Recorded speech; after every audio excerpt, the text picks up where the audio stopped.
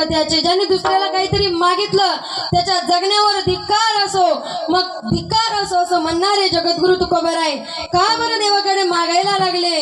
हा प्रश्न या अभंगामध्ये निर्माण होतो की मागणे हा तुकोबारायाचा स्वभाव नाही, मागणे ही तुकोबारायाची परंपरा नाही आणि मागणे ही तुकोबारायाला शोभतही नाही, त्यांची गरजही नाही. जर तुकोबारायाला मागायची गरज पडली तर का बरं सावकारकीच्या वह्या त्यांनी इंद्रायणीच्या डोहात बुडवल्या? एवढी मोठी त्यांनी जीव असलेली इस्टेट का बरं वाटून दिली आणि उभ्या आयुष्याची, उभ्या संसाराची राख रांगोळी केली? मग तुकोबारायांचा मागणे हा स्वभाव नाही, मागणे ही परंपरा नाही. परंतु देवा, माझं म्हणणं नाही काही तू द्यावं, परंतु तुला मला द्यायचंय, तुला मला काहीतरी देण्याची इच्छा आहे. तू माग माग म्हणतो, म्हणून फक्त एवढंच दे. अभंगाच्या पहिल्या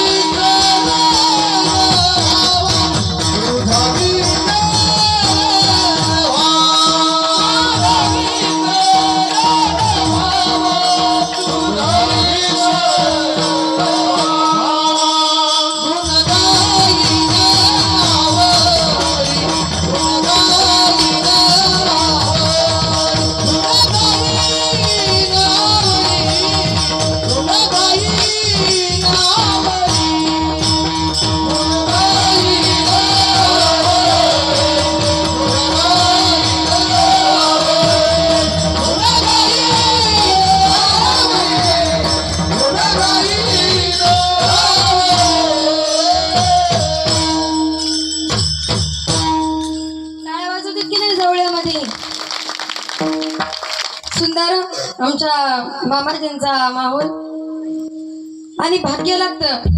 सोन्याच्या कीर्तनामध्ये सासऱ्यांनी गायन करावं असा परिवार लाभावा लागतो. खरंच मी भाग्यवान आहे, स्वतःला असं समजेल की माझ्या कीर्तनामध्ये माझे सासरे गायन करायला उभे आहेत.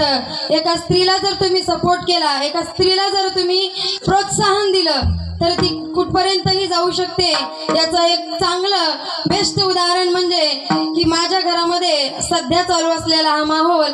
आणि खरंच मामाजींचे आमचे आभार की त्यांनी मला साथ करायला आज इथपर्यंत आले. तसं सांगू नये पण आता सांगते 2 मिनिटात. मी आले संभाजीनगरहून, त्यांना घेतलं जिंतूरवरून. हे आमचे मुंडे साहेब म्हणजे कॅमेरामॅन, त्यांना सुद्धा जिंतूरहून घेतलं. काय माहितीये का, जगण्यासाठी खूप सगळा खटाटोप करावा लागतो. आज सोशल मीडियाचं युग आहे. तुम्हाला जर मला शोधायचं झालं, काय सांगा बाबा, तुमच्यासारखी माणसं ठीक आहे, तुम्ही आदरणीय व्यक्तिमत्व, बाबासारखे म्हणतात ना, भाताचं शीत पाहिलं की भाताचं परीक्षण, ते तांदळाची कोणीकडे बघत नाही. पण आजकाल आम्हाला कुठूनही फोन आला ते म्हणते मग कुठे तुम्ही, युट्यूबला आहे का, पाठवा व्हिडिओ, द्या मग लिंक तुमची, कुठे आहे मग तुमचं, काय नाव आहे तुमच्या चॅनलचं. त्याच्यासाठी भानगडी, मोबाईल, हे स्टँड, हे सारं घेऊन फिरावं लागायला लागलं. नाही तर मग लोक म्हणते मग महाराज मग ते 2-4 व्हिडिओ पाठवा ना तुमचे, एखादाच व्हिडिओ पाठवला ते म्हणजे नाही मग लय कार्यक्रम नाहीत वाटतंय तुम्हाला. झालं आमची काशी मग तिकडे विठ्ठला.